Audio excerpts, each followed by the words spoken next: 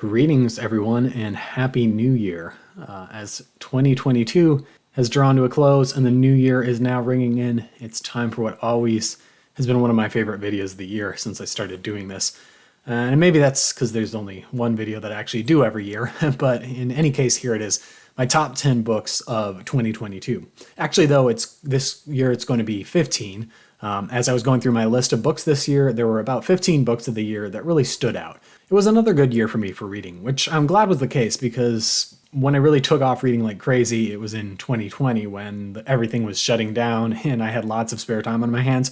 So it's just nice to see that now that the world has mostly opened back up again and I'm trying to be like a real person again, I've still managed to make time for reading. And I've even managed to do more physical reading this year as opposed to just audiobooks, which for the record, I generally make no distinctions between the two when I talk about reading, as long as I'm fully processing the information that's there. But there is something nice sometimes about the experience of actually sitting down and just digesting a physical book or ebook at my own pace. I'm not going to really rank these in any particular order. I'm just going to present them in the order I read them, more or less, with one exception at the end. So here goes. Top reads of 2022. So I started off the year with a nice political drama, a nonfiction that is, which was Burning Down the House by Julian E. Zelzer. Now this one, I'll fully admit, isn't going to be for everyone. This is basically the political saga of Newt Gingrich and his quest to become the U.S. Speaker of the House, which he ultimately achieved in the late 1990s during the Clinton presidency. And the book's about how his style of politics transformed the Republican Party, at least in the writer's eyes. Now, the book definitely has a certain slant to it, as is probably evident from the somewhat negative connotation of the very title. But as long as you know what you're getting into, I think it's still one that you could read with a critical eye if you're more sympathetic to the Republican Party, or even if you're critical but don't really consider either party exceptional in the lengths that they'll go to achieve and maintain political influence. I mean, I don't really seek out books with a heavy slant to them, or that seem like they're intentionally masking part of the picture, but I found this one okay, because I don't think it was doing that too much. Somewhat surprisingly, though, I also just found this book quite exciting without being sensational. If you're into the drama of US politics, or really political maneuvering in general in any country that goes on behind the scenes, in this case in the US House of Representatives, I think you'll find this a very engaging book. The next book I enjoyed was Wild Swans by Zhong Chang, which is the saga of 3 generations of the author's family, centering mainly on the central women, that is the author, her mother, and her mother's mother, her grandmother, but not dismissing the whole network of family and friends that existed around them. This is a feminist story without being too overtly or forcefully feminist, and giving a strong sense of the time and place and both the advantages and disadvantages that women had throughout the 20th century in a transforming China, particularly during the rise of the Communist Party. It's also an invaluable glimpse into 20th century Chinese history, covering events such as the Japanese occupation of Manchuria, the Chinese Civil War, the rise to power of the Chinese Communist Party, the Great Leap Forward, and the Cultural Revolution, just to name a few of the most major events. As such, I think it's an excellent companion if you, like me, are interested in learning more about the history of modern China. It is quite a long story, and it's all told in a matter-of-fact sort of way that may sometimes feel a little bit detached, especially during the more brutal events of the Chinese history, but it also carries an indisputable authenticity, even if it's just one family's stories and experiences. Another book I really enjoyed was The Biggest Bluff by Maria Konnikova. The author describes her quest under the tutelage of poker veteran Eric Seidel to become a professional poker player. I'm sad that I didn't get a chance to review it on the channel because I originally was going to, but was just a little busy at the time, and now I think it's too long since I read it for me to do it proper justice, probably. But the book is not just the story of an upstart and a woman striving for greatness in a world still mostly dominated by male players. It's also the exploration of certain elements common to both poker and life. Throughout her journey to improve at poker, the author reflects on topics such as chance, uncertainty, and incomplete information, rationality and irrationality, decision-making, and many more themes that I've likely since forgotten, drawing parallels throughout it all to her own life. While some readers seem to find these topics to be shoehorned into the narrative, I found them to be quite the opposite. This story isn't a tutorial on how to become a poker star.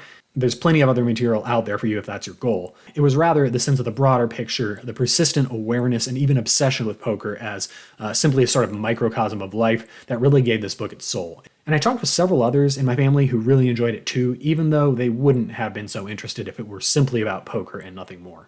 Another book that I have to mention is Amor Towles' newest work, The Lincoln Highway.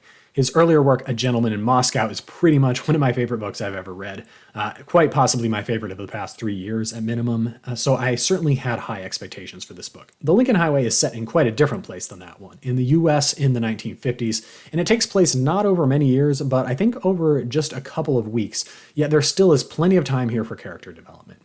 It focuses on a young man and his kid brother who embark on a journey via the Lincoln Highway to go and find their mother in California, a journey that quickly veers off in an unexpected direction. While the story as a whole still couldn't quite compete with A Gentleman in Moscow, I still found it had lots of heart, and Amor Towles has this incredible ability to really create a sense of fascination in the little aspects of life that seem mundane but we've really just never thought too deeply about before.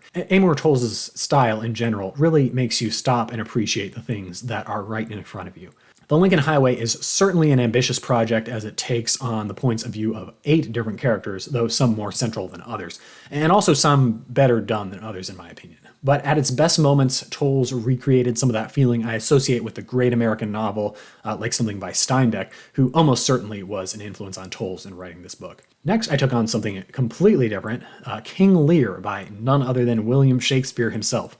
This work has received heaps of critical analysis over the past 400 years, and I myself found it both challenging and rewarding at the same time. At a high level, it's still pretty easy for modern readers to understand what's going on, but there's so much more that Shakespeare is doing on a political level, a philosophical level, and a spiritual level, themes that only emerged to me after subsequently watching hours of analysis both by professors and casual readers like myself. I have to say this work is a little bit less accessible than some of Shakespeare's other plays that I've read, mainly because along with the scenes central to the main political action of the play, which revolves around the various actors scheming to gain control of Lear's kingdom, there are a lot of interludes that reflect on much deeper topics, and to a modern audience without context, including myself, it may be difficult for us to immediately grasp, even among other things, just what the author is suggesting was Lear's big mistake. What really is Lear's tragic flaw here, as well as the flaws of other characters around him, like his daughter Cordelia. But I'm certainly glad I read this one, not only because I ultimately enjoyed the experience, but also because it's one of those works that's referenced so often in other literature that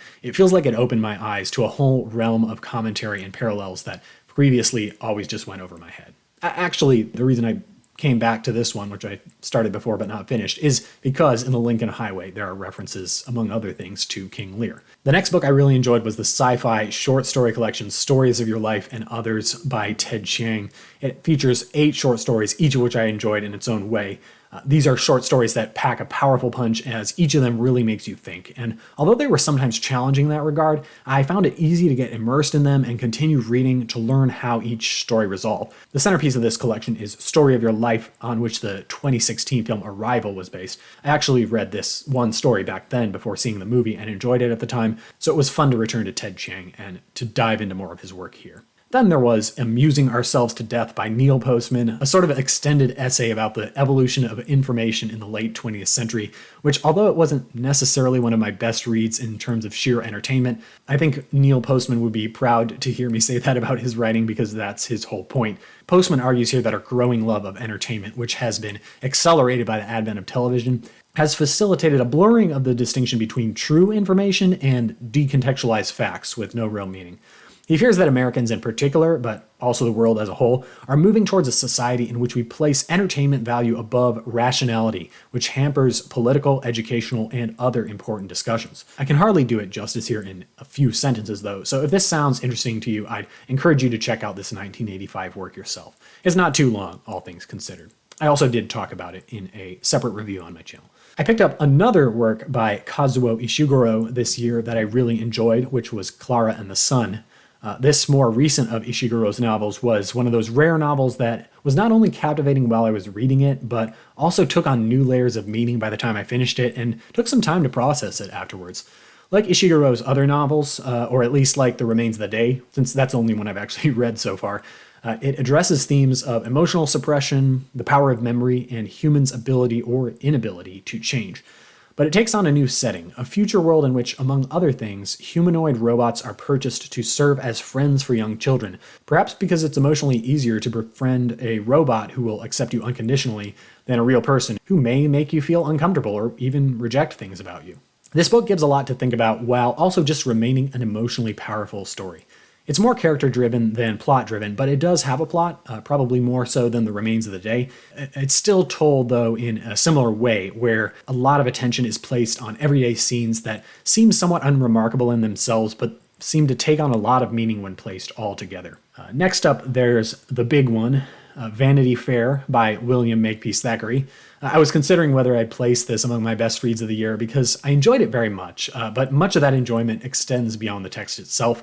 I mean, it's hard not to feel attached in some way to a book that took me 4 months to complete from start to finish, returning to it on and off throughout this period while also reading other books. This highly satirical look into 19th century English society during the period of the Napoleonic Wars really reveals the author's deep, if somewhat cynical, understanding of human nature. Now, this is a book where, although there is a plot, you wouldn't read it just for that because it's not enough to warrant picking up something of this length. You have to really be prepared and patient to savor all the diversions and, frankly, mockery of the characters that the narrator takes you through, and be ready each time you pick it up to not necessarily be getting anywhere in terms of action, but maybe just learning a little bit about a character who appears to be one thing on the outside, but is in fact quite another thing under the slightest bit of scrutiny. And that's all the characters, by the way. Next up, this list wouldn't be complete without bringing up something by Agatha Christie. So yes, my favorite Christie work I read this year was actually not a Hercule Poirot mystery, but a Miss Marple one.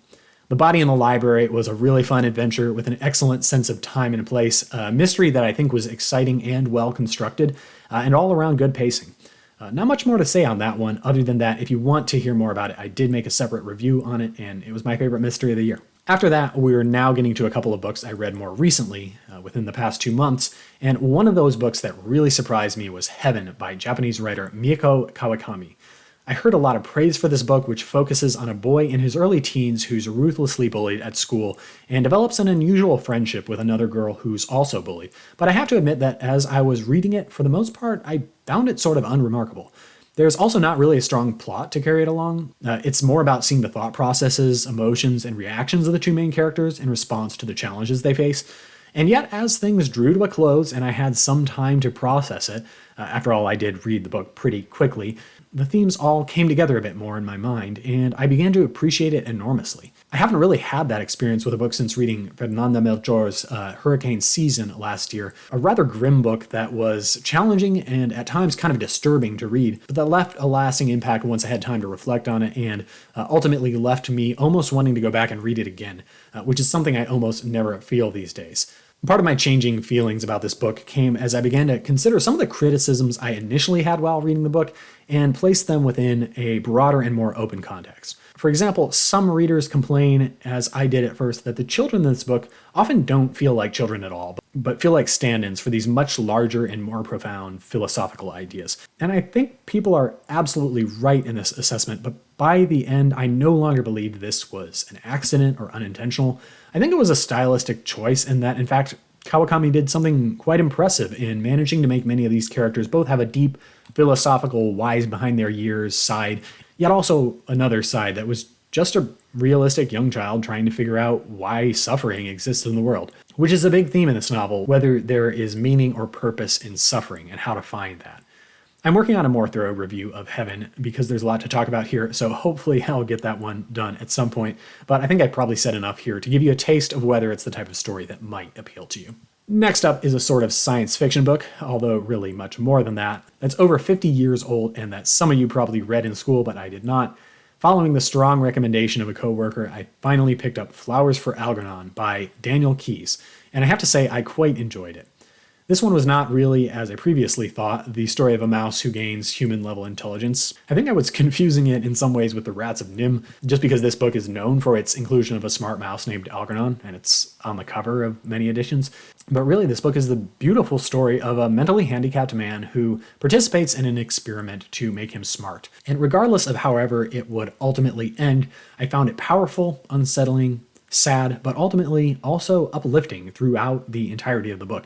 And it's an easy to read book that I definitely recommend checking out sometime if you haven't had the chance to before. Just be prepared for an emotional experience and, like many great books I enjoy, a poignant reflection on the challenges and joys of being human. I'd also be remiss not to mention Milan Kundera's short novel Slowness, which I read with Davud Gozli's reading group, and which was one of the more challenging things I read this year in spite of its short overall length. I won't say too much more about that one because although I've been on break for a week or two, I still do hope I'll find the time to talk about it more in a longer video.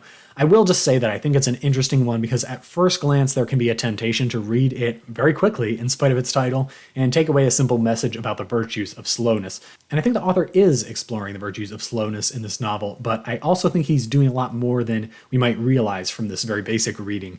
I think he's not fully arguing that we should completely avoid the temptations of modernity and speed and simply aim for slowness in everything we do. And there's still a lot to ponder in this novel that I really haven't fully processed yet. Then there's another book that I just finished this month, which I also plan to talk about here, though I haven't done so yet, and that one is Beautiful Country by Qian-Julie Wang. It's a memoir of the author's childhood as an undocumented Chinese immigrant in the United States, starting at age 7, which is when she arrived in the beautiful country, which is what she believed the US was supposed to be, since that's the literal translation of the Chinese name or characters for the US. Qian's story, much like another one of my favorites this year, Wild Swans, is powerful in its simplicity, though even more so here than in Wild Swans. I love that this book, which the author wrote with the aid of journal or diary entries that she took when she actually was a child, I love that it feels like the voice and actual experiences of a child, rather than an adult trying to tell a child's story and focus just on what was important in retrospect to the adult.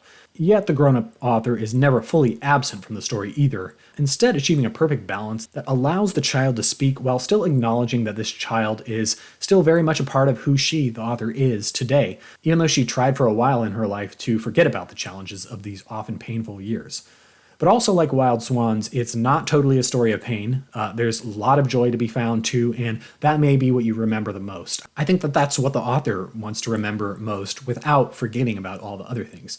And this is exemplified in a short final chapter that kind of brings everything together, the pains and joys of past and present, and achieves something that I found extremely moving. One of the best passages I read the entire year, and a great way to close the book.